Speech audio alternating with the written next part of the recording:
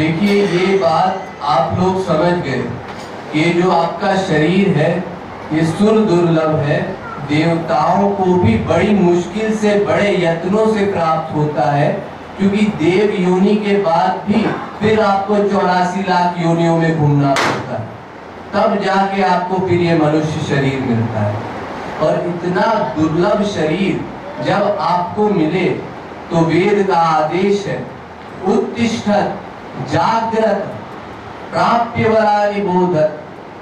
कठोपनिषद के पहले अध्याय की तीसरी वल्ली का 14वां मंत्र, अर्थात उठो मनुष्यों, जागो, अपने गंतव्य की ओर भागो, एक महापुरुष की शरण में जाओ, क्योंकि एक महापुरुष ही आपको समझा पाएगा कि आप कौन हैं, आपका लक्ष्य क्या है और आपको किस प्रकार अपने लक्ष्य तक पहुंचना है।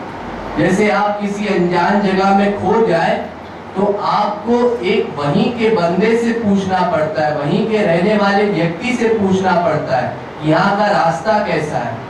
तो ऐसे ही हम अपने अंशी तक, भगवान तक पहुंचने का मार्ग खो चुके हैं, तो जो उसको जानने वाले जीव हैं अर्थात महापुरुष, उन्हीं से हमको रास्ता फिर से मांगना पड़ेगा कि किस प्रकार से हम उस तक पहुंच सकते हैं। फिर वो महापुरुष जिस मार्ग से गया है उसी मार्ग से आपको भी ले जाएगा। जिस क्लास का महापुरुष होगा, जिस कक्षा का महापुरुष होगा, आपको उसी मार्ग से ले जाएगा। तो इसलिए हमारा काम है कि मानव देह आते ही हमको सबसे पहले यही करना है कि भगवान को पाने की भूख बढ़ानी है। और ये जब भूख बढ़े तो फिर महापुरुष से प्रश्न करना है कि किस प्रकार हम भगवान को पा सकते हैं, क्या हम सही कर रहे हैं, क्या हम गलत कर रहे हैं। ये भावनाएं अपने अंदर जागृत करनी है। क्यों?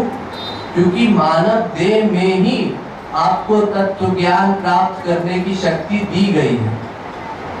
वैसे तो 84 लाख प्रकार के शरीरों में भी अलग अलग शरीरों में अलग अलग विशेषताएं हैं, लेकिन मनुष्य शरीर की सबसे बड़ी विशेषता यही है कि मनुष्य शरीर में आपके पास वो ज्ञान है जो और किसी शरीर में आपके पास नहीं होगा।